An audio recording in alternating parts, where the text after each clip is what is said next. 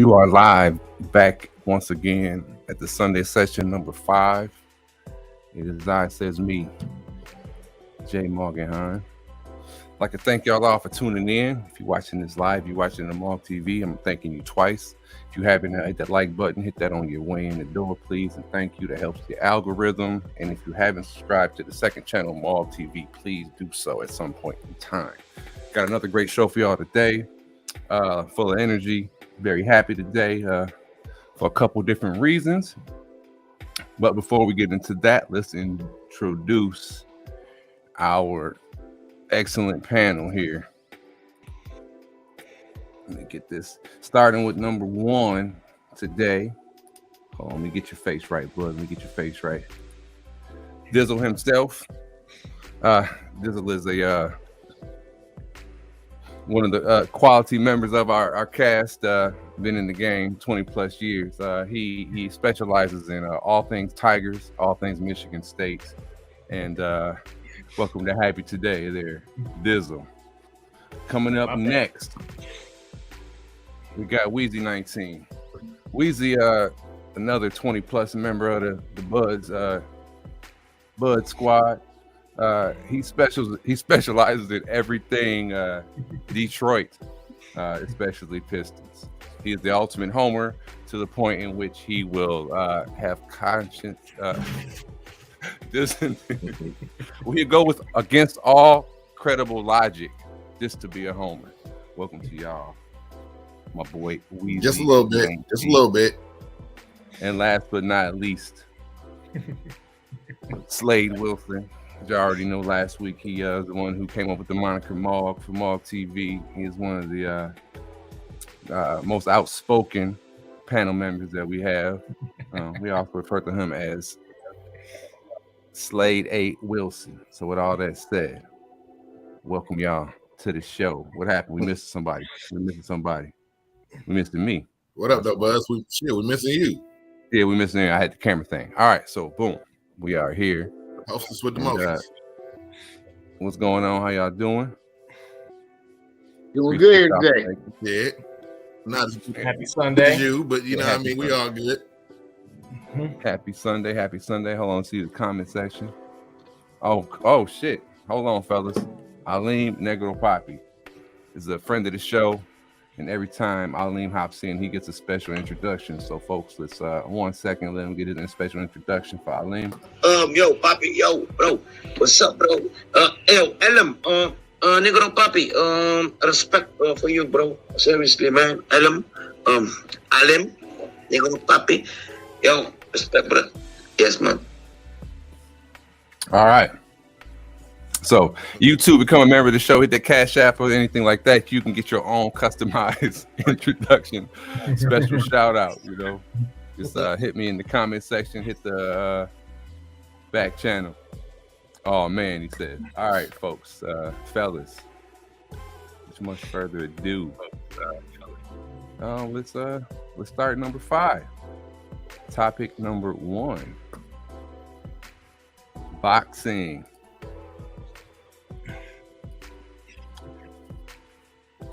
Charlo versus You're trying to save the good stuff. Hey, what now? Hey, Bud. You're trying to save the good stuff. Hey, what you say there, Bud? Stuff. What you say, Bud? And all that. No, I'm just following what happened in the chronological order of the weekend. You got that jersey on. You trying to save the good stuff. Hey. Well, if you're trying to follow chronological order, you'd have to start with the Philadelphia 76ers.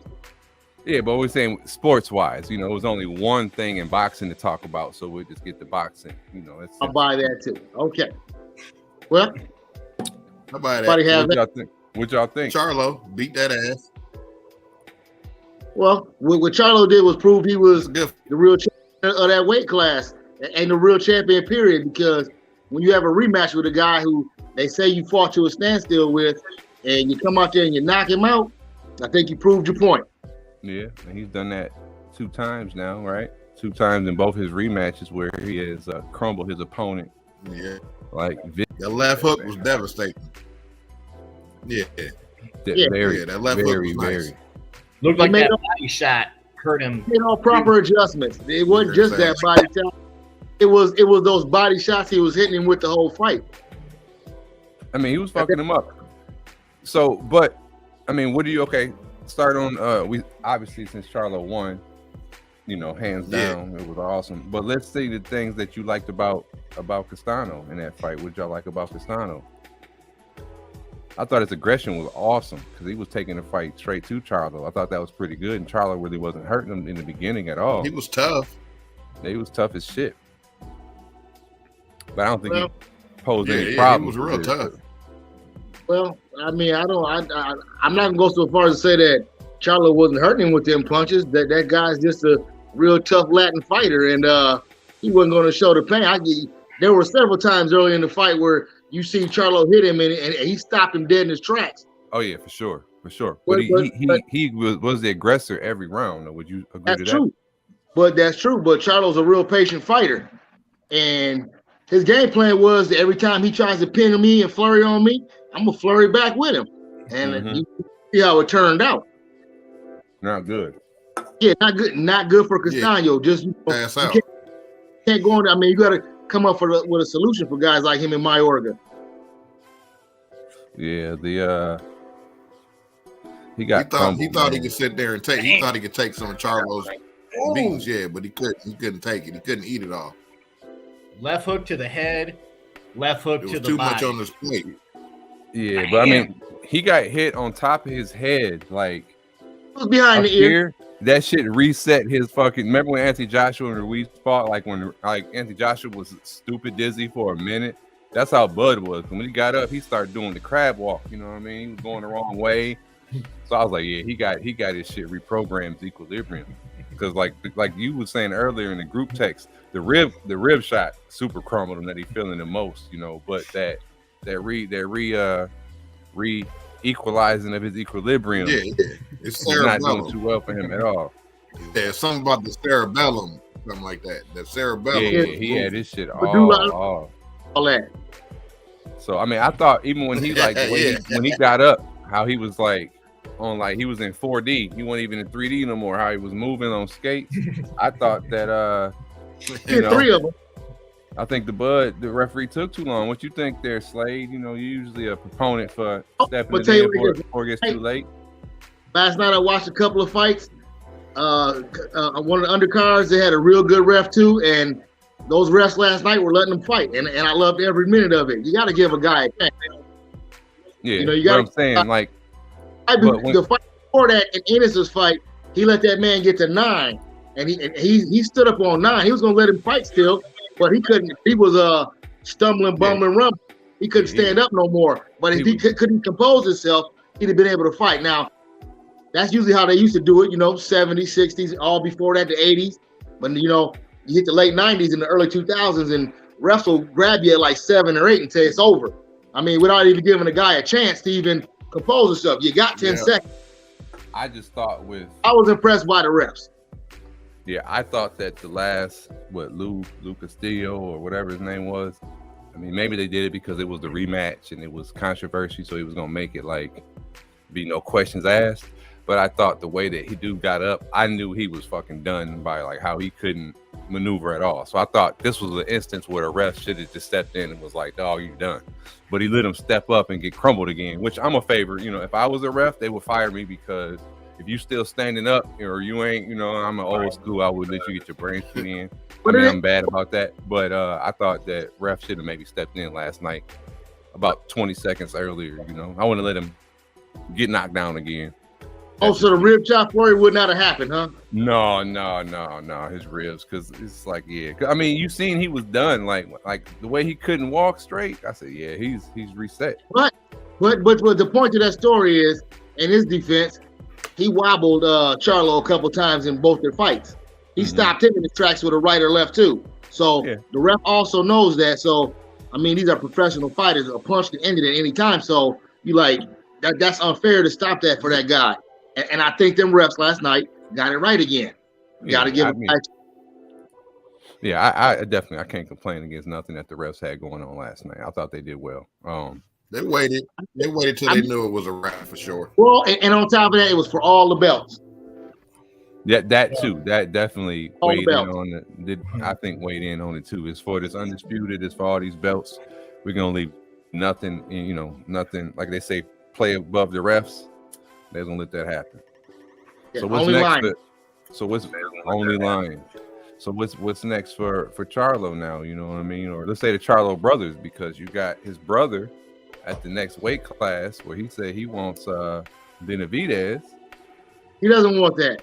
That he called it out, and he said, He don't want none of that.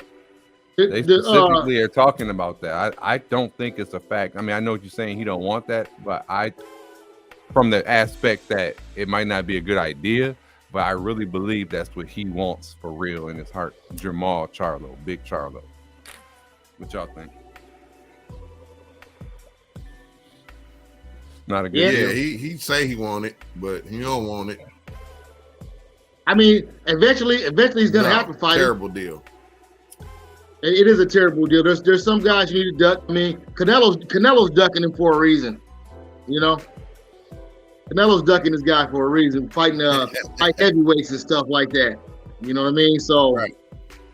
he's one of them guys that I don't know. I don't really see a good match for him in his weight class. And what? The big Charlo? I'm talking about. I don't see a good matchup for Benavidez where somebody's gonna give him any problems for a whole fight. He's either gonna win a one-sided decision or knock somebody out. So what weight class is Benavidez right now? They're super middleweights. Okay, and now I call him Little Charlo, Jermel. He said that he might move up to 160, which will put him in the same weight class as his brother. So I mean, I know this doesn't ever fight each other, so they can probably strategically not hold the same belts if they do that. But Benavidez is in that weight class, right? Or what does he weigh? No, he's a 168. He's a super middleweight. They're just regular middleweight. Okay, so they have to move up to fight him either way. Okay. So he's there. Mel need to stay where. Yeah. Well, then who is the fight? If you are in charge of making that fight, who are you making him fight next? What do you see next for him? Jamal. Either one of them. Jamal needs to go. Jamal needs to go for the belts, with whatever belts that he don't have. I'm pretty sure he got the one back that he lost. Lost for what? Are you talking about Big Charlo then? Jamal? Yeah, Jamal. Okay, because he's got one belt right now, right? Yeah, but he had lost it for a while. He had to get his rematch to get it back. He never lost a fight. Huh? He never lost. Big Charlo never lost. Sure about that? Yeah, he's undefeated. Okay. Dude that fought last night lost against Tony Harrison at one time, and he knocked him out in their rematch. You said Little Charlo never lost? No, Big Charlo never lost. Jamal. And the only way you can tell the difference is their tattoos are different. Dude got the wife beater tattoos that you don't, on the arms. Nothing really. Listen, the Charlo brothers are both real good. I'm gonna tell you like this. I'm kind of talking on my ass about him fighting Benavidez, but the truth be told, both them boys got heads of stone and they hit real hard. So I mean, they really, truthfully, could beat anybody. Mm-hmm. Now, do I think his hands are? Buy that too. I don't think his hands are as fast as Benavidez. I don't think he hits quite as hard as him. Mm-hmm. But he could get it done. They're both fast though for their weight. Yeah, I do think so. I agree with that. Quick hands, and their defense is solid. If their defense was better, I mean, they already can take a punishment. They would stop taking so much punishment. But they like to get in there, bro. They were going, head to head last night. They didn't move them back away from each other. Yeah. They got to touch some of that brawling. Yeah. Mm-hmm. Yeah. No, I like the Charlo brothers. I rock with them. I think. Which one of them you think is a better fighter overall? The littler one. The younger one? Or I'm sorry, the smaller one? I like the bigger one. You like Big Charlo? I see Big Charlo, he's more level-headed. Little Charlo is like, he got fucking Tourette's or something. He be wilding out. Did you see the how he went off on ESPN at the end at the press conference. But did you ever notice he wows out when he's outside of the ring? When he gets in the ring, he has all full composure. Yeah, he wowed out last night. He sure did. But when he got in that ring, it was all business. Kept his composure. He's a guy who, if you get him mad, he's gonna fight better. Let me see here. So I like him. Kind of reminds me of Bud Crawford. He was smiling while getting punched in the face. Yeah, kind of reminds me of Bud Crawford. Fights better when he gets mad. Kind of turns into a different person. You could tell by the flurries, like I told you, when he was pressing him on the ropes, and he was smiling back at him, just throwing back haymakers with him. Mm-hmm. No, I agree. Yeah, but that's not what you want to do. That's gonna get him in trouble one of these damn times. Well, I mean, he usually outboxes people. This guy was pressing him. That's what he had to do. All right. You guys always talk about, you know what I'm saying? What should a guy do? He's supposed to do this. He did exactly what he's supposed to do. Spaz back out with him and be a better spasmatic than him. All right, let me pose this question to y'all, Budz. Then, who do y'all think can beat him? Either one of them. Who beats the Charlo brother? I mean, they're at 160 and 168. No, 160 and 152, 155. Okay. 155, 160. So who beats? There's a lot of people that could go up or down. Shit, there ain't nobody. Yeah, but I'm saying that's within a little, within reasonable weight range. It could be up or down. That could meet them at a weight that could beat them. I mean, I think Canelo could do it, but Canelo is real heavy right now, so they would have to like move way up. Or I don't think there's nobody out there for the smaller one. Obviously, he's got all 4 belts, so everybody who challenges him pretty much gets knocked out. So nobody's challenging him. His bigger brother, bring up who has the that class. You said bring up what now? Who has the belts in the 160? Okay, let me see here. Boxing 160 weight class champions. One of them almost took an L a little bit ago. Who's that? Which one was that? I mean, did you count the draw that what's the name took? Those don't count as losses, they're draws. No, but he said almost took an L. So I'm like, are you talking about? Yeah, like they both had a real competitive fight. Let me see here. Let me pull up the ESPN boxing list here. ESPN. What you looking for? The champ at 160? Yeah. Yeah, see the champs at. Okay, add the stream 1 second. Boom. Let me get the graphic off the screen real quick. All right, so champions list here. 175, you got. I never even heard of fucking Joe Smith Jr.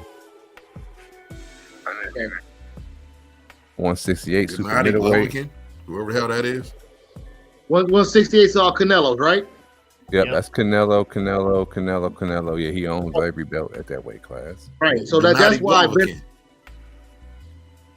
Now the 160, who's 160? 160 is Triple G's got a belt, the IBF, and he's got the WBA. Okay, would you say Triple G has 2 of them? Yeah, did you say who that was, Kurt? Did you ask who that was? No, you didn't say that. Yeah, so Triple G got 2. Jamel Charlo's got one of them. Right. At 160, and then he got all the 154. There's 4 of them, so I don't know who's got the whatever the fuck. The WTF belt. No, one of them was vacant. No, Demetrius Andre's got one. See that? Yeah. Okay, there you go. There goes his fights for Mr. Jamal Charlo.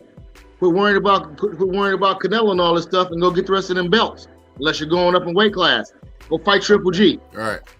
Yeah, because he's already got the 4 at the junior middleweight. All right, yeah. So okay. So if you're Jamal Charlo, then you're playing the video game of Jamal Charlo. You've unified the fucking division. You stand there and just start picking off your number 1 contenders, or do you pull a Canelo and move up? Well, you can do the Tommy Hearn Canelo, but their bodies ain't really growing like that. So what do you think they max out at then? I mean, going up in weight classes for guys, I mean, personally, if I'm a trainer, corner man, I'm not gonna be letting my fighter go up the older he gets. You know, that's. I mean, you get some fights in one weight class when you're young. If that's your size, you're gonna stay there. If not, you can move up. I think some guys wait till they get a little too old to do that. Yeah, they need to stay where they at. That's why Canelo got beat up. Canelo's in his 30s. So which one's supposed to fight Triple G? Weight class? The 160 right here. Yeah. Jermall has all the belts in this. He ain't got nothing to prove to nobody. They gotta come prove something to him. Right. Yeah. I mean, I'm not even. Yeah, I can't. Jamal don't want none of Triple G. The whole point is Jamal Charlo has the most coveted belt, the green one, the WBC. So he feels like he's the real champ. But I mean, I like to see it unified, be a real champ. Go get the rest of them. Yeah. Absolutely. But the green one is the one they want the most, though. Is that because it usually has the highest purse, the biggest payday associated with it?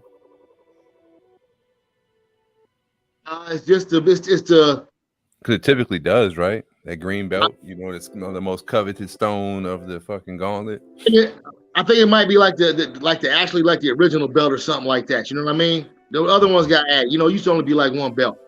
Yeah. Okay. And there's Terrence. All right, see. So right here. So okay, what y'all think about this one? Since we well, that's that fight right there. That's that fight. Yeah, that's that fight. They're gonna take care of it. Yep. Yeah, unified champion. I can't not see them not making that happen. That's the biggest fight probably that we've probably seen in our lifetime, right? Yep. It was like a Mike Tyson and Holyfield one. Those was big ones too, right?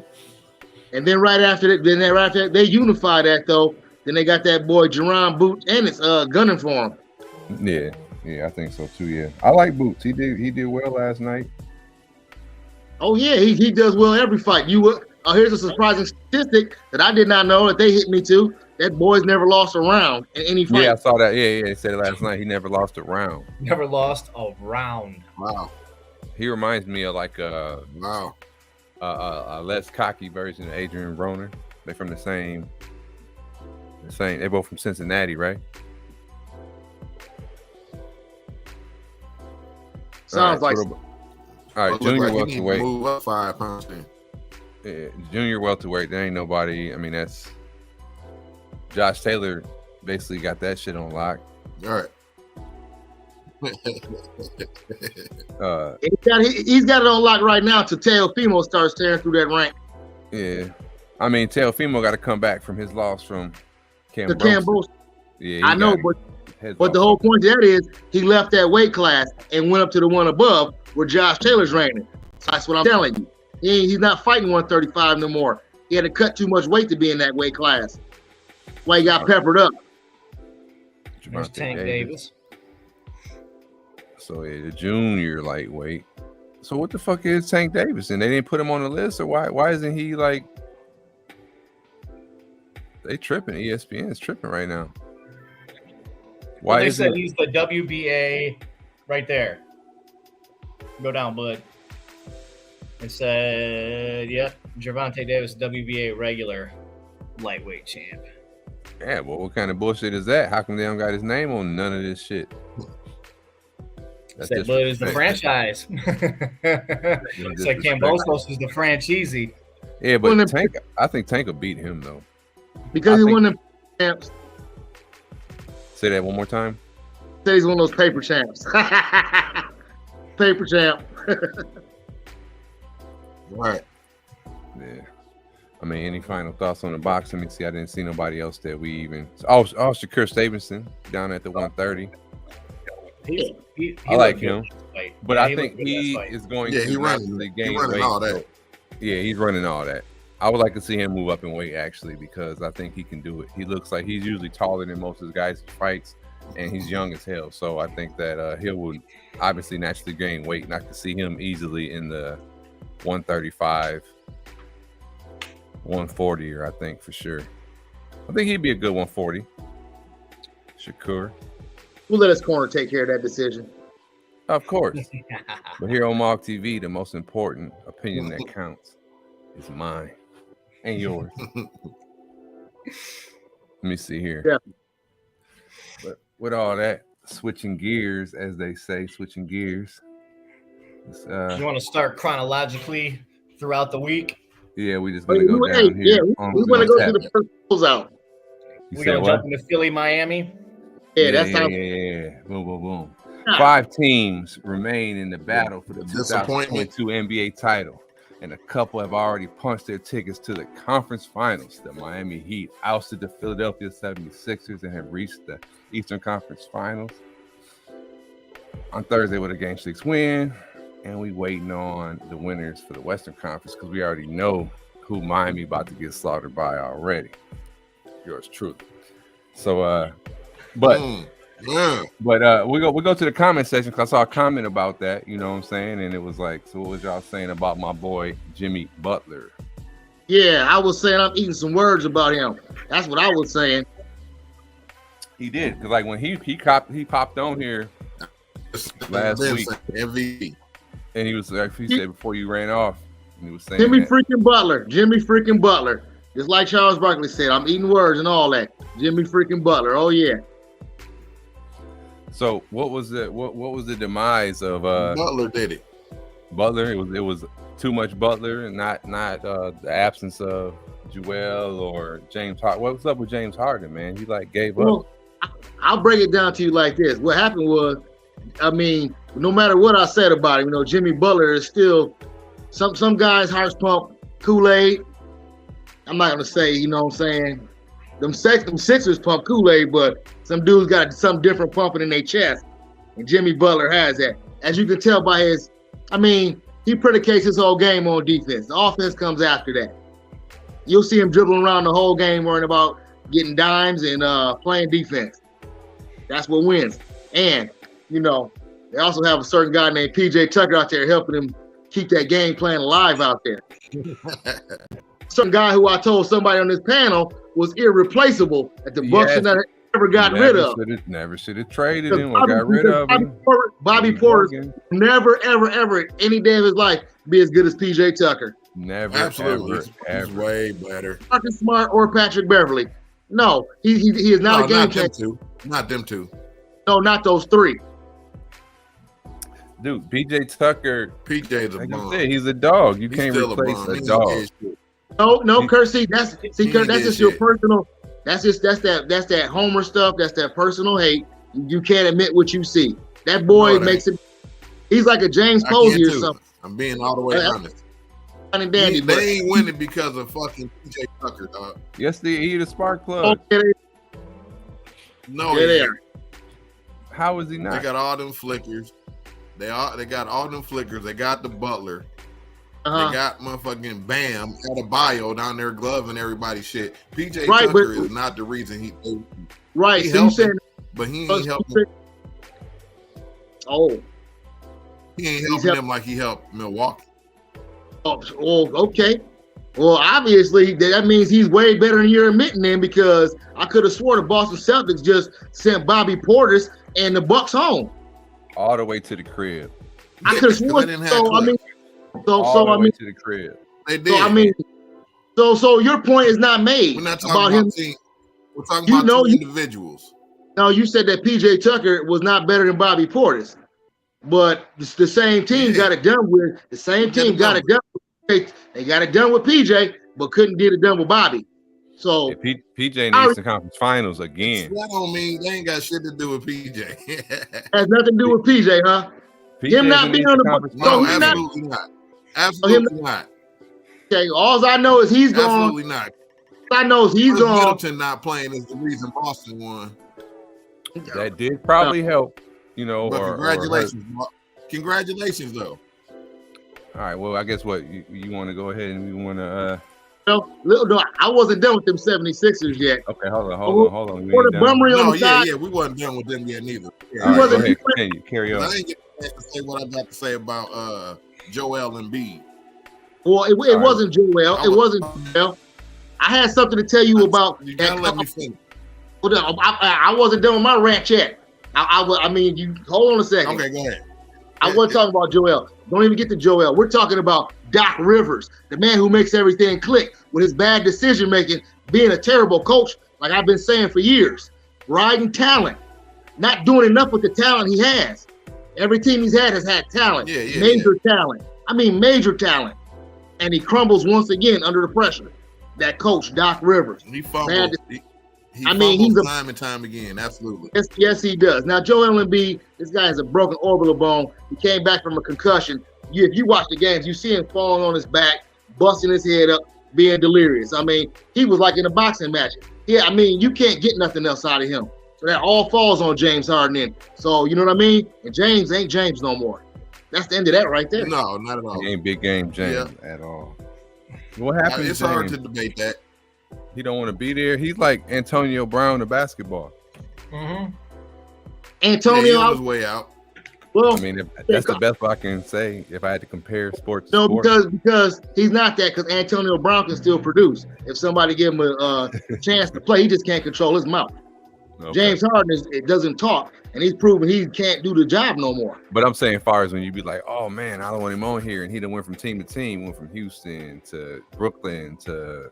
He on his way out. Yeah, now it's like, damn, man. Well, I mean, him and Russell Westbrook are birds of a feather. Yeah, you're right. That's a good comparison. Yeah, Westbrook. I think James on his way out. Westbrook ain't on his way out yet. Westbrook he's going through some shit right now. Absolutely. He still got to cut. He'll rebound. He'll come back and have another good year or two. James ain't gonna have no more good years. Hey, listen, Michael Rappaport said it the best on his rant. James Harden, put them cheeseburgers down, get in the gym, and get yourself back together. Yeah, he definitely looked like And one more thing he told too. Hey, and Michael Rappaport told him to shave that beard. I tend to agree with that. Cut it off. Thank you. Oh my goodness. It is. Maybe it's time to get rid of the beard. Right, yes, it is. You become a totally different player because what you are right now is burnt. That's a good assessment, and I would agree with that. It's time to like shed his skin and become a new something different, right? Yeah, I mean he's changing his hair. Time for him to lead the game. He's changing the hairstyles and stuff. Ain't time for him to lead the game. Beard's still there. That's got to go. Yeah, but it's that serious, man. There's so many things that were going wrong with the Philadelphia 76ers. You want to start with the coach, you want to go with the players, and then you look at Miami. And I got to eat my words too. Let's look at Miami, number one team in the East. Look at that roster; it's loaded. You got people that would be starting on another team that aren't even getting ticked, just sitting on the bench. Like Duncan Robinson's getting no flick. He was a starter for him last year, and just totally overlooked him. The 76ers were outmatched, outcoached, out-talented. Miami's deep, and I picked the Celtics. I'm staying with them, but you gotta give Miami a little props though. They're the deepest team in the playoffs right now. They get all the props. They definitely are deep. I give them all the props, but the one thing they lack though is I think the size. You know that. Absolutely.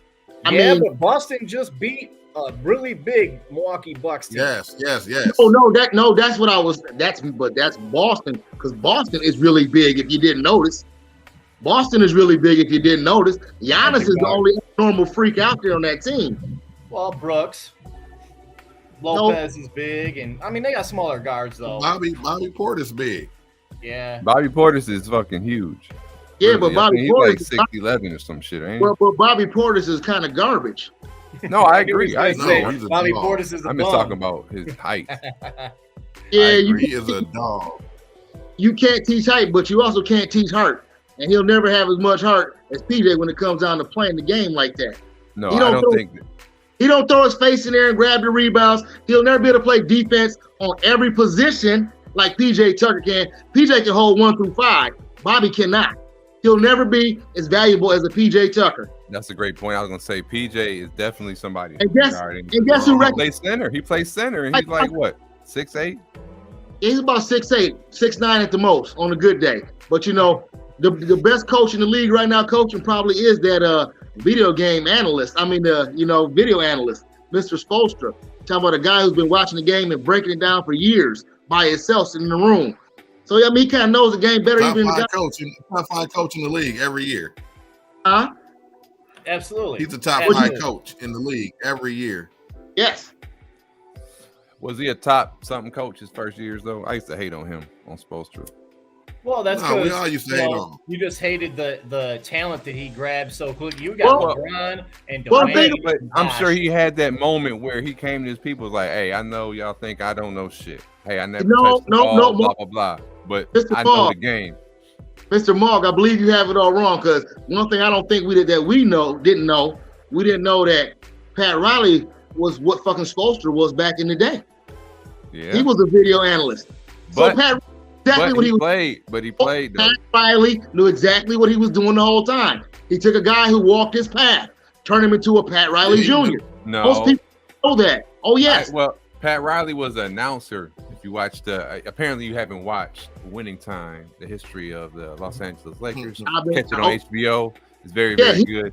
But he had picked up the job as the announcer. Tried to announce, and then what did he become after that?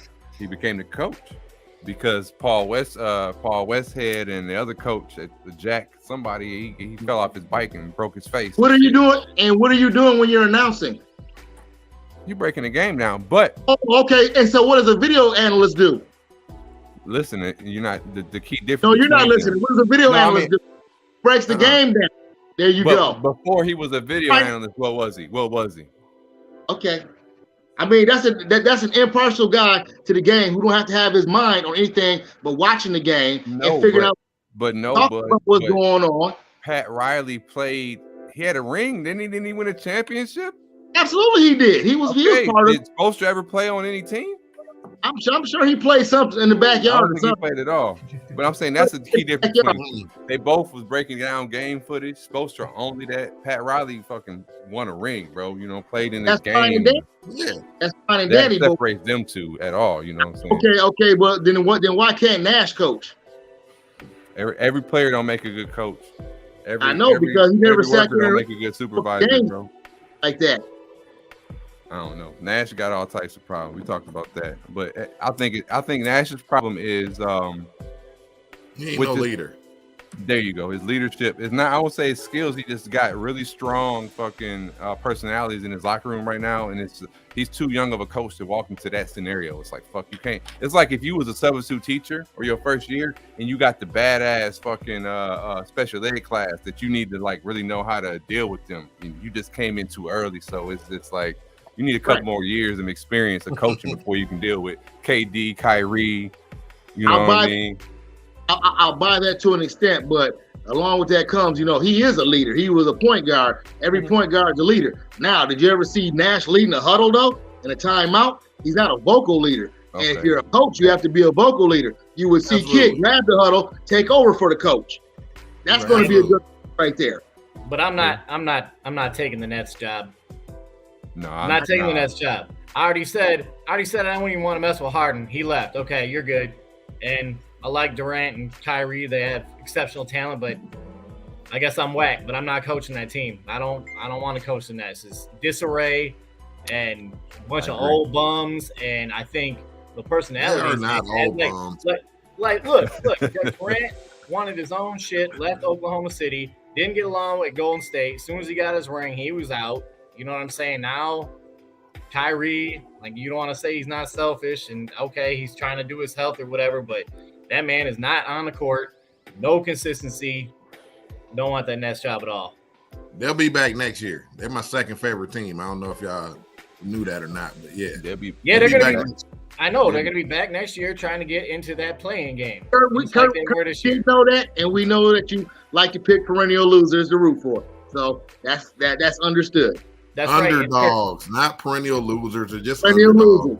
One down, Kurt. You got one down.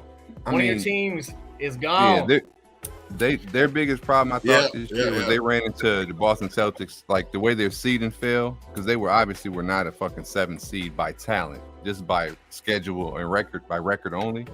But I think if they would have matched up with somebody else, they could have got by and may have gave them the time to get enough chemistry to try to make a better push. You know what I mean? I don't think so. I think that I think that team's the Sixers. You talking about the Sixers? No, the Nets. No. I don't think we should be talking about the Nets. They've been home for a while. I mean, not New Jersey, but You're right. We were just talking. I'm sorry. Like they were the Lakers. They were the Lakers of the East, except for the Lakers didn't make the playoffs. Like you want to keep talking about the Nets, but I was done talking about the Nets.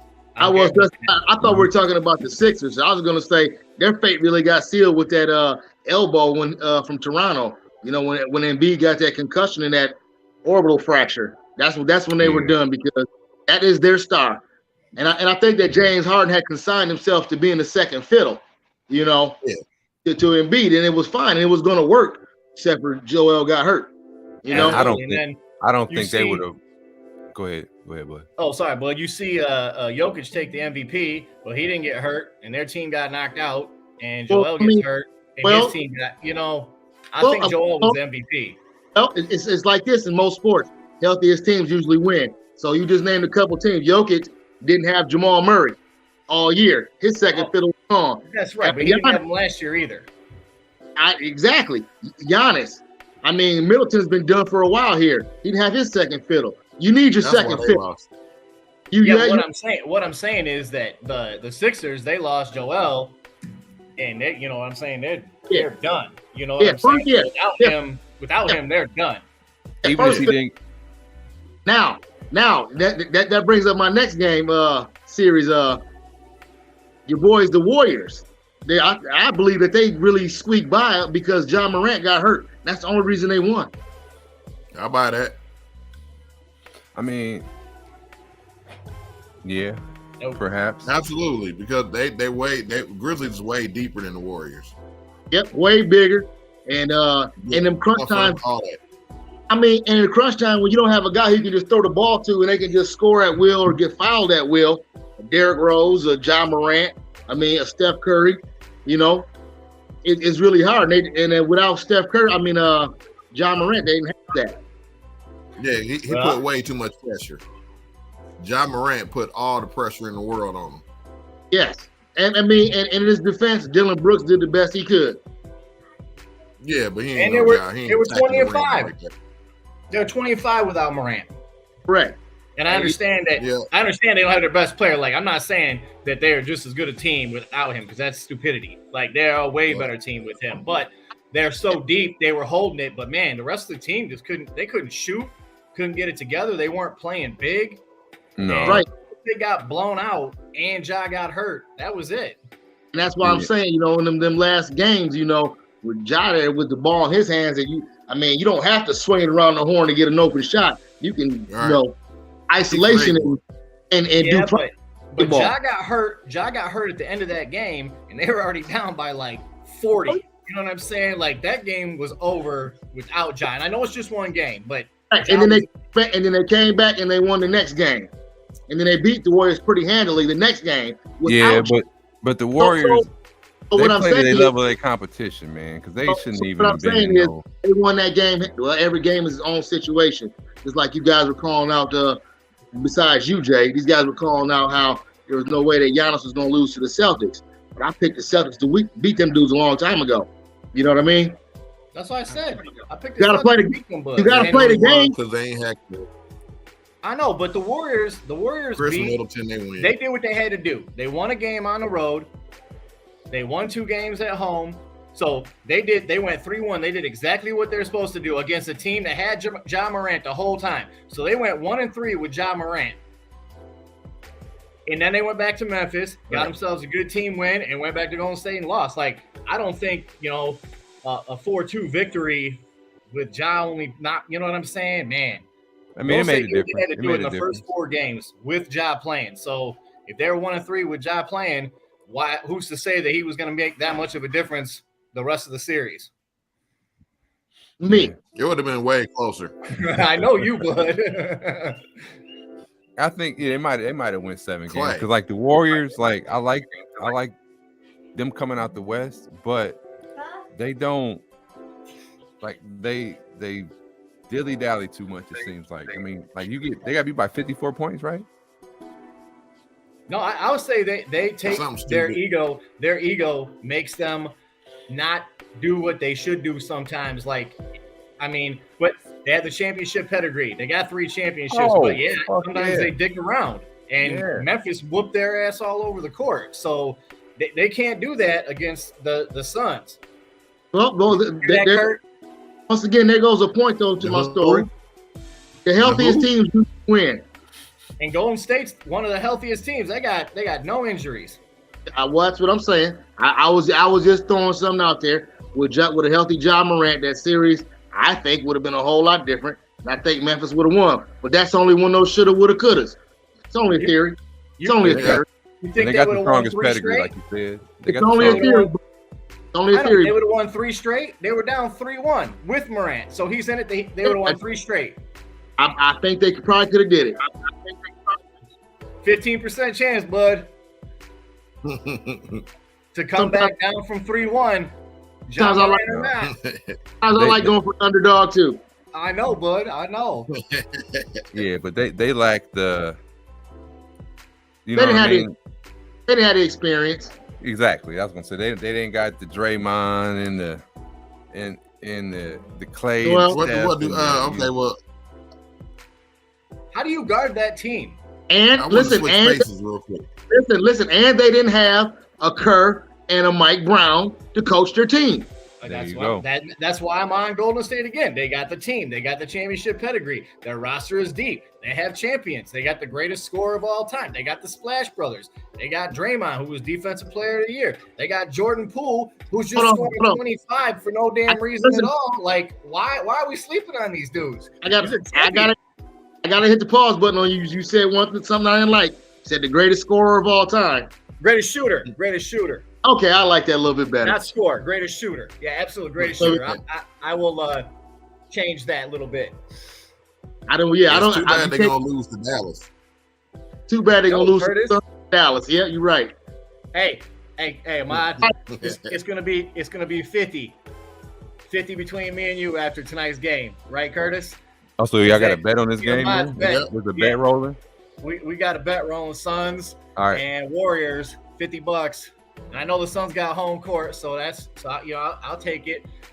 But we also, Kurt's gonna have both his teams out. 2 on. No. Okay. Just one. The bet was on the finals, like who the finals were gonna be. No. Yes. We said if Golden State and the Phoenix Suns play each other, it'll be a $50 bet between the two of us. He's taking the Suns. I'm taking the Warriors. So when they beat Dallas tonight, then our bet will be on. And popping. Okay. And popping. So there's not. There will be. There's not. Nobody got anything bet on anything right now. No, who y'all got in tonight? The bet will be over when the Mavericks win tonight. All right. No, but they're not going to beat the Suns at home. I got the Suns. Okay. Kurt, the whole point of the story is Luka's game travels, and his others, as Chuck likes to call them, we like to call them bums. His bums game don't travel.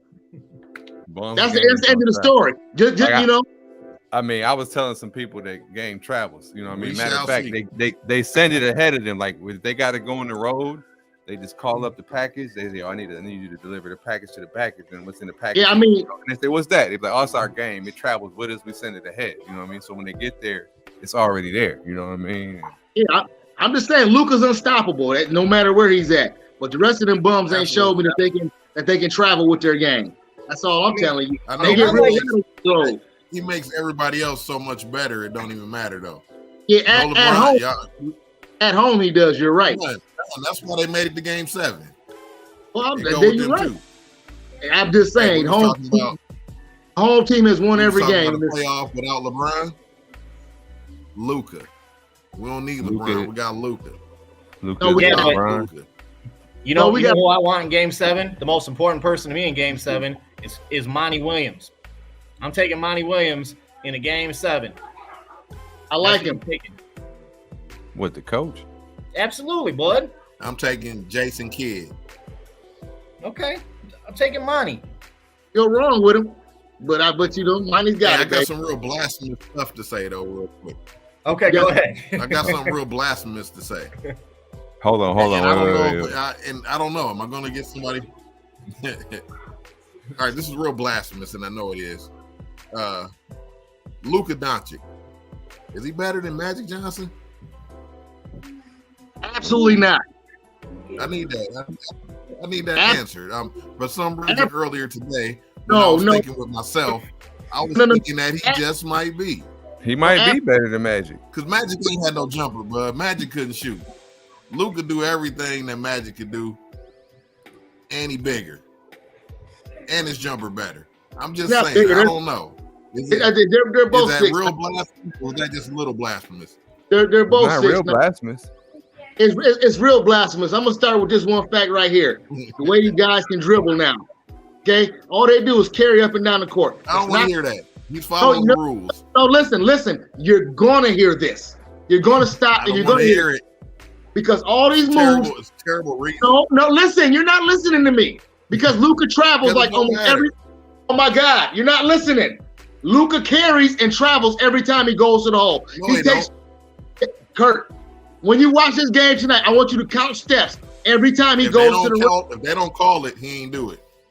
Okay, this is the whole point to my story is right here. The game is called so loose right now that no, he's not better than Magic because Magic did this with 2 steps and dudes playing real defense, hand check defense. You're talking real blasphemous. This guy plays in a pussy league now where you can't hand check. You can take 5 steps to the fucking rack and you can carry up and down the court all fucking day. So no, he's nowhere near as good as Magic. You are crazy. He's not as good as Larry Bird, dude. Dude, he ain't as good as Larry Bird. Please stop with point guard. I'm talking about that position. Listen, please stop with Luka's better than any fucking living legend. He's not better than any of them. None of them. Stop. Real blasphemy. Okay. Luka will never be mad. Can we get some input here? Was that very blasphemous on my behalf, or just a little bit? No, well, just a little bit. I mean, just a tad. I think that it's hard for these guys that built the game. You know, when it came into like TV, and when we're growing up, these were our heroes. We're watching, and now we see people that Luke ain't got them dying. Luke ain't got that. You know what I'm saying? Yeah, he do. He ain't got nothing like Magic had. He can't come down the lane and boof on people. He ain't got that right there at all. He ain't got nothing. Got nothing like Magic. He ain't nowhere. He ain't in the Magic's class, dude. I told you, Magic is doing this he's doing this against the Pistons and your tough boys. Can Luka do this against the bad boys? Fuck no. Probably, absolutely. At the point, and Luka will be bleeding. And Luka will be bleeding, busted up on the sideline, crying, ready to go back to Croatia. No, the game would be easier for them back then. Michael Jordan would have had Luka. Oh my Lord, Michael Jordan and Scottie Pippen would have had that dude ready to retire as soon as he started playing. You sound like one of the people that say, "Oh, LeBron couldn't have played back in that age." I didn't say LeBron. I didn't say LeBron would be killing niggas in that day. I said Luka couldn't. Absolutely, just like Luka would. I didn't say LeBron. I mean, Luka ain't never did that to nobody. Look at him how he boof on people. Luka ain't nothing like Magic, dude. Get out of here. I know Luka got a J and Magic did. That's the only reason I did. Well. Once again, I know it's blasphemous. I said it before. I know. I told you it was going to be blasphemous before I said it. It was because, like I said, with the carries and the traveling that Luka gets away with, like every other NBA player. They're not breaking no rules. They're not calling. Listen, you don't have to hear it. It's a fact. Everybody who watches basketball knows this. That people, Giannis, Luka, and an assortment of other people, James Harden, their step backs, their carries, all that stuff. You know what I mean?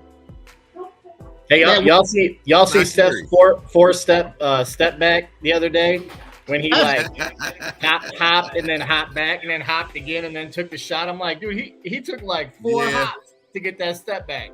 And every player gets those liberties. The rules change. It's the game is not officiated the way it should be. But really, Magic ain't had none of that. Go ahead. Magic ain't had that.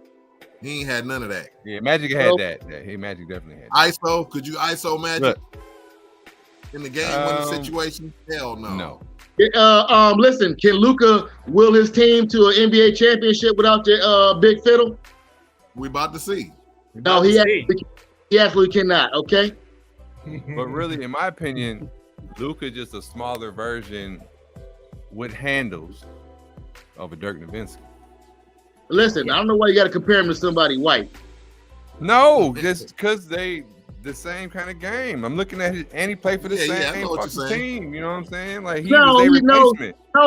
He's not. That's not what he's like. He's like a right-handed James Harden. No, man. Yeah. He's like a right-handed James Harden. No, look, that's all fucking that was tall. But his IQ was way better. James don't take the IQ he got.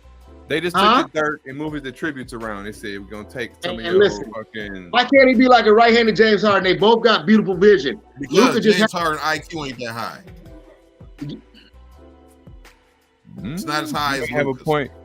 You may have a point. His IQ is not as high. Not on basketball IQ. No. Yeah. James ain't up there. James ain't up there with the Lucas and the LeBron. Well, listen. Hold on. Oh my goodness. Are you kidding me? What is Luka doing right now that James Harden wasn't doing when he was in Houston? What are you talking about? The triple doubles that this guy got. Listen. The triple doubles that James Harden was getting all year long, year after year in Houston, willing that team to the playoffs every year. How are you telling me that Luka ain't doing what James Harden was doing? That's all James. What we're talking about. We're talking about the IQ of the players. Okay, so without the IQ, could James Harden have done what he was doing? Getting to the playoffs every year? Averaging like Absolutely. 30? Yeah, he was shooting 50 times a game. Hell yeah. So that's all he was doing. So you shoot 50 times a game and you're not getting triple doubles. I mean, you got a triple double. How are you shooting 50 times a game? I mean, I love James.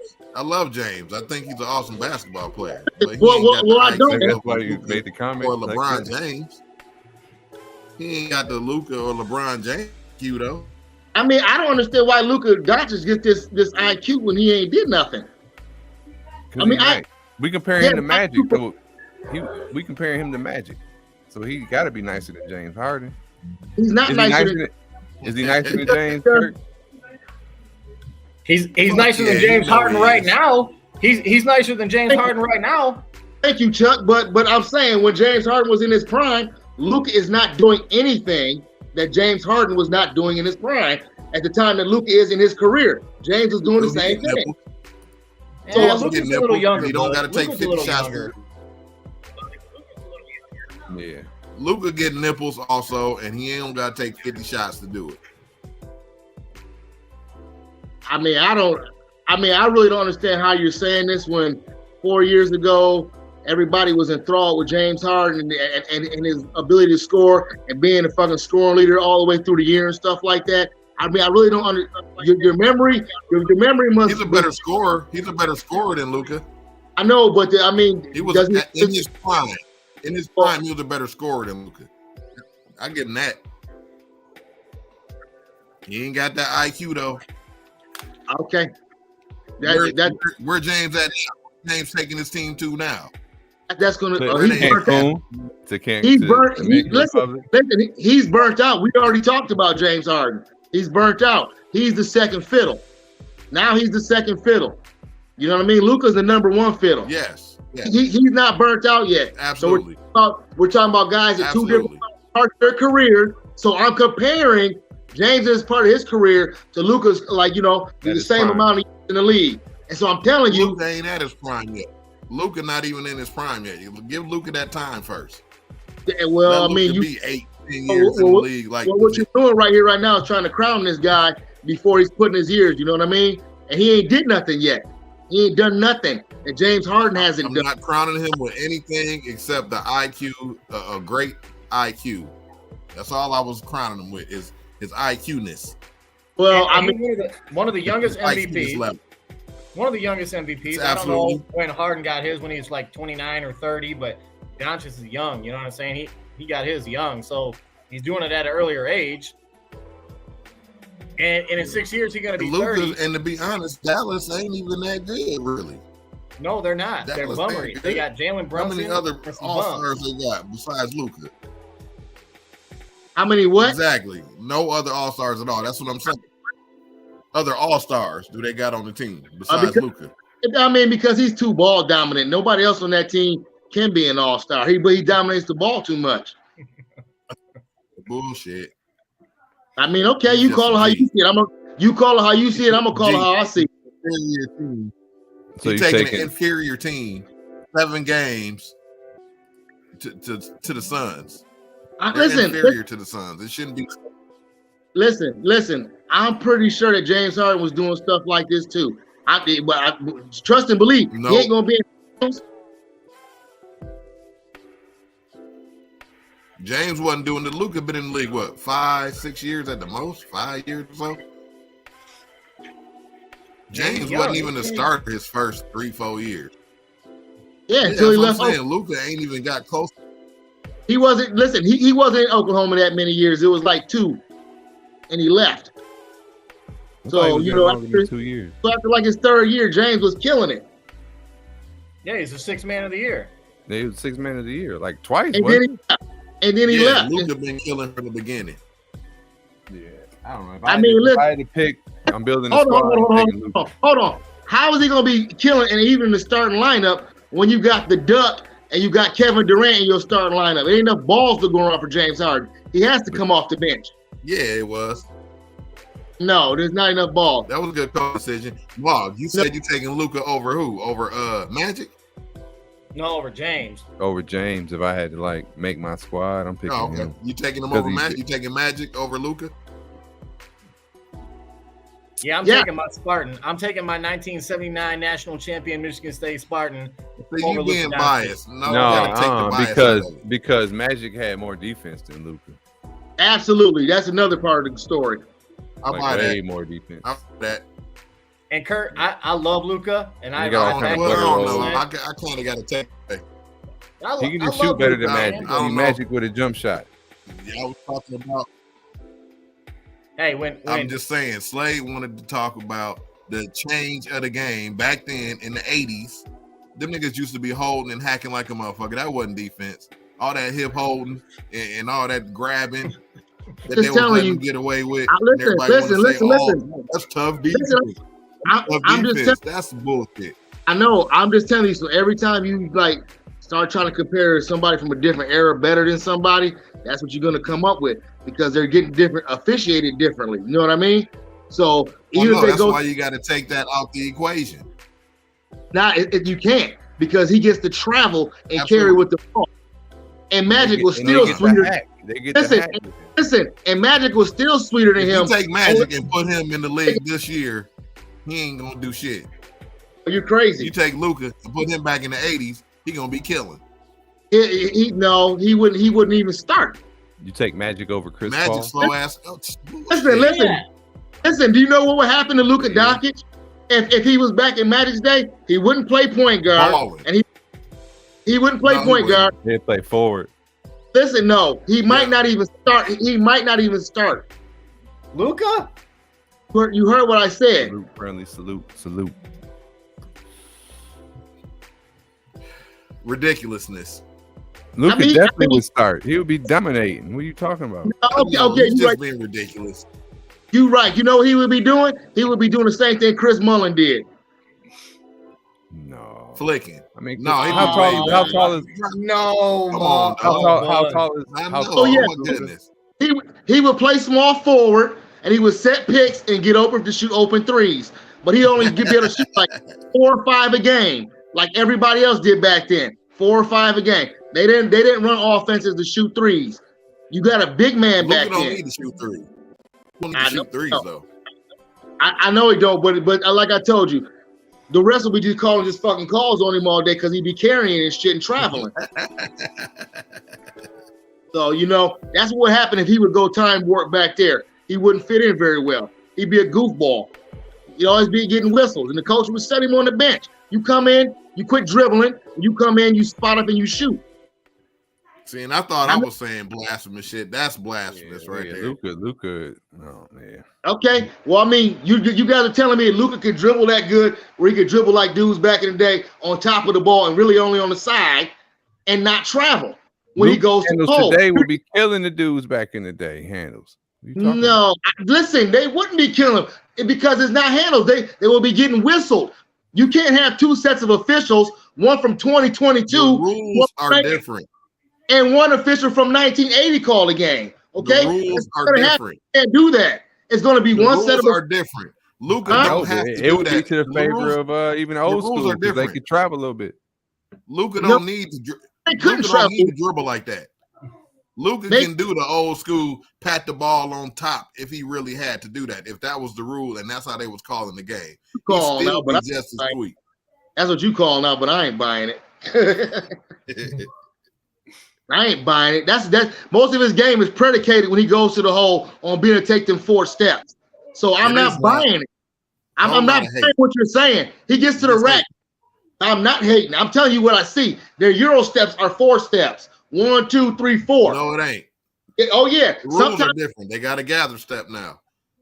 Okay, Kurt, you call it what you want to. In 1982, you couldn't do no gather. That's what the refs call it, and that's what the NBA call it. That ain't just me calling it that. I don't care how the league chose to make these calls legal now. I don't care how the league. It's legal, so he ain't breaking no rules.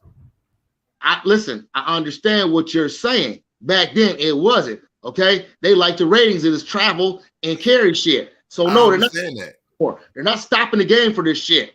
Everybody does it. They don't have to do that though. Luka don't have to dribble. But they do it. Okay, he don't need the gather step. I know, but he does do it. He travels and he can't, because that's what the game is right now. Hey, well, you're gonna see it. You're gonna see it very shortly here. Yes, absolutely. All right, so we got the game coming on. We got the game coming on at 8. All right, so we got the Bucks out. All right, so Mod's picks are the Suns and the Celtics. Both his squads are still in. Mog has the Warriors and the Celtics. His 2 squads are in the conference finals. My 2 picks are the same as Mog's. My Budz are in the finals. Curtis, you were the one of the 3 panelists with a squad that is gone. So you are in the Eastern Conference Finals. All right, but who is your finals pick, Kurt? Hold up, we're gonna talk about my Bucks and Celtics. You ain't robbing me my opportunity. How are we gonna forget about them, Budz? How are we gonna forget about them? Budz? How about them Boston Celtics? Yeah, that's very important. What we need to be talking about. How about these Budz? You know what I'm saying? Over them. How about the murder from Jason Hope? Jason Tate. Him too. How about Grant Williams? How about Grant Williams? The whole series. They needed Grant Williams and fucking what's the other little dude shooting guard? Dude, even Al Horford. Al Horford and Grant Williams were grossly outmatched down low, and they held their own. Nope, not Marcus neither. Derek. No, the white dude. Pritchard. Oh, Marcus Pritchard. Tice. Oh, Pritchard, yeah. They needed Pritchard and Williams today. Absolutely, 100%. They stepped up. The bums stepped up. Congratulations. How you gonna say that? Hey, listen, Kurt. I'm just saying the bums stepped up. I know, but guess why? Because they had that good seating and they were at home. Absolutely. I buy that. Really? Dude. And the fact that are you serious? They were at home. That didn't fucking matter. Their second best player didn't even play. Oh no, Mog, being at home matters to the bums. Is all I'm saying. I didn't say it mattered to Tatum Brown. I said it mattered to the bums. I'm talking about Pritchard. He said they needed Pritchard. Absolutely. That was a bum who don't produce on the road.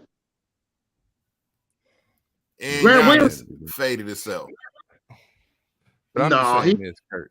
He was Giannis played like a bum second half here. No, dude, he had almost a triple-double at halftime. He had 18 points, 11 rebounds, and like 8 assists at halftime. Yeah, but then second half he kept missing all kind of layups. Okay, that's fine. What do you want from the guy? Listen. What else do you want from? I'm blaming him for the loss or nothing. I'm just saying that's why they lost. Giannis wasn't hooping second half. They was getting their ass beat. That's why they lost. Dude, when they lost the games to the Bucks. I was hooping. I don't want to take no credit from y'all. Y'all was hooping. There's multiple factors why they lost. You know what I mean? Absolutely. Boston's a healthier team. You know, you just start with that one right there. Once again, they didn't have Middleton when you don't have your second fiddle. I swear that Jason Tatum and Jaylen Brown were there the whole series. And they had he only got hurt for a little bit in the one game. They had a good. Bums was hooping. Williams was hooping all series. Grant Williams ain't no bum. Now that's a guy. That's a guy with that because he ain't known yet, but he is not a bum. He is good with a basketball IQ right there. Yeah, he's the truth. He's damn near Draymondish with his basketball IQ. Thank you, bud. That's what I told Mog earlier. He liked Draymond. Yeah. Now listen. That's my whole point right there. When you call out Luka's IQ and stuff like that, you put it up there with LeBron. I'm not buying it. He ain't championship caliber yet. When he gets a ring, you talk about his IQ to me then. because he ain't got no Larry Bird IQ, no LeBron James IQ. I'm not buying that. His IQ hasn't. No, when you talk about IQs, a guy's done something more than win some games, and all he's done is win. Hey! When that guy does something more than besides win some games, I'm gonna be talking about his IQ then, because his IQ ain't no better than John Stockton's. Okay. I'm just saying that the Celtics defense, Milwaukee was at 55 points with 5 minutes to go left in the third. So when you got the defensive player of the year guarding the point guard, shutting down the whole beginning of the offense, and then you got long Budz and then you got talent like Tatum and Brown and dude Grant Williams, like they just let him shoot. I mean, he was 6 of 15 or something, but whatever. He was flicking threes. They were going to keep leaving him open. And he's been flicking all series. Dude, Al Horford's played great. Well, once again, that's the game plan. You're going to have to leave somebody open when you're double teaming the two best players on the other team. Somebody's going to end up open. Yeah, absolutely. And they made him pay today. Pritchard and Williams made him pay. Absolutely. Yeah, so the healthier teams, that's why the healthier teams usually triumph, because you got to go through drastic measures to stop the stars. If there's one star, it ain't so drastic. If they're both there, that's drastic measure time. You end up losing. I just want to say margin of victory in the games should stand for something. I think that's something nobody's mentioning on. Every game that the Celtics beat the Bucks, they smashed on them. And vice versa, when every game that the Bucks won, it was by 1 or 2 possessions. They dominated them in the win. They should have won game 5 at home. And they should have won game 5 at home. They fucked up. Well, yeah, I mean, except for that first game with the butter roll to end by Tatum, you're right. They were blowouts pretty much. You know what I mean? The butter roll to end by Tatum was in the Brooklyn game. I don't think it's the same. Oh, that's okay. Good call. But exactly. They, they lost game 1 to Giannis and them. But then after they lost home court and came back and got it. I said they lost home court and came back and got it. That's and won, and that's what I was telling Kurt. Our game traveled. That's why you looking. They got everything that they gonna give Miami hell. They're gonna beat Miami. They're gonna beat Miami in 6 games. My fellow Slade Wilson is fading out. I gotta go murder to go. You know what I'm saying? I got a contract I gotta go take care of. Word. All right, well, Slade, appreciate you stepping in. We're gonna talk more. All right. The other expansion. Y'all next week, brothers. All right, bud. Yeah, all right, Slade. All right, Budz. So, any get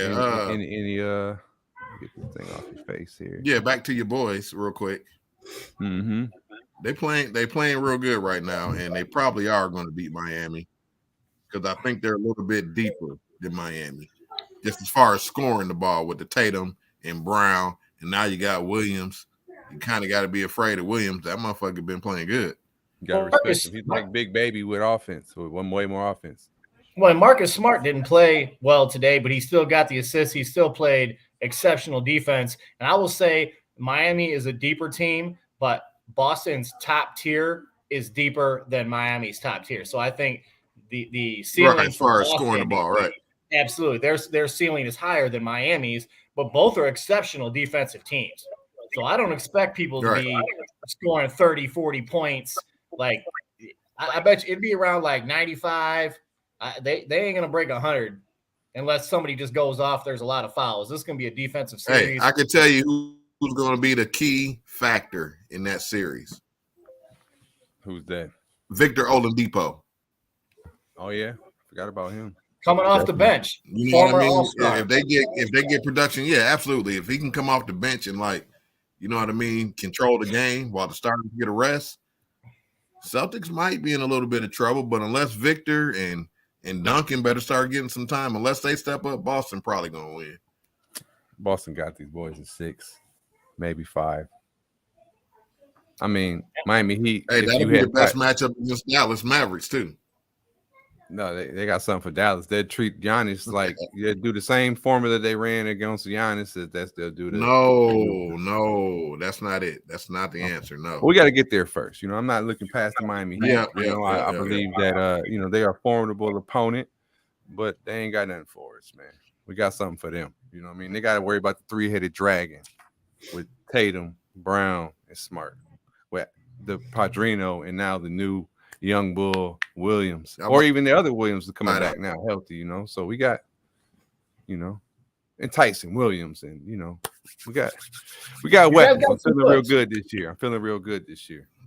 It's nice to have a panelist who has a team that's still in the playoffs, so we can, you know, rub it in a little bit. But I'm rolling with them. I'm rolling with them and the Golden State Warriors, and I'll pick Golden State to win. I know you pick Boston to win. I'm good with Boston too. I pick Golden State, so I got to stay with them. But if Boston won, I wouldn't be surprised. I love Golden State's makeup. They have all, you know, everything we always argue about the whole time. Like, oh, they ain't got a coach. Okay, well, they do. Oh, well, they don't got. Well, they have 3 of the top 75 players in NBA history. You know what I'm saying? Like, then they got, you know, Jordan Poole, and then you got Looney. Like, nobody talks about dude. He's just under the basket, getting rebounds, you know, playing defense. They're a good squad. So I hate the Suns. So I'm gonna be a hater and admit that I am a hater and not feel bad about it. I just don't care for them to win. And it sucks because I really like Monty Williams and I really like Devin Booker. I'm just a Chris Paul hater because he's dirty. And I don't know. I'm just nasty like that. I really got no explanation except I just don't like watching them play. So who doesn't like watching Steph and Clay, like 2 of the most liked NBA players ever. Yeah, do their thing for sure. Well, we're gonna see, Budz. We're gonna see. Look forward to it. The game about to tip off now. So, folks, any closing other than that, Budz? Any closing out remarks? Any y'all got? I got to pee real bad, so I ain't gonna do it one by one today. Peace out, fellas. Well, yeah, I appreciate y'all stepping in. If y'all, like I said before, y'all hit the like, share, subscribe, and all that good shit. This was Budz Live number 5. We'll be back next week as usual. Tonight, got another show coming on called 20 Questions. It's my episode 1 where I ask my guests 20 random questions. Tonight's guest will be Yosoi Kyla. Tune in. I think that'll be coming on after the game is over, so that'll be like 10:30. It should be a really good show. I appreciate it if y'all would step in and do that. Hit that like, subscribe button, and all that good stuff. If you haven't, you catch this on the replay. Thank you for watching. Watch to the end. Fellas, once again, you know, I love this shit. This is happening. We have a really good show. So with all that said, man, appreciate y'all. I'm sure I'll be hitting that in the back chat and all that, how we do. But with all that said, J Morg, and we out.